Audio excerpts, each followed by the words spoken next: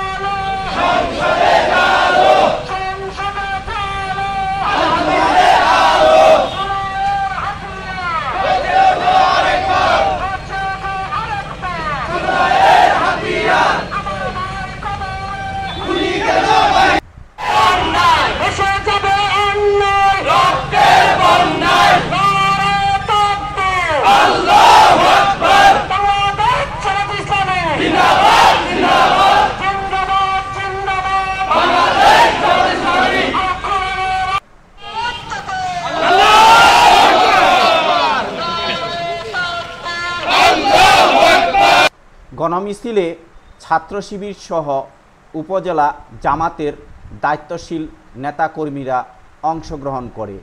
Tetulia news.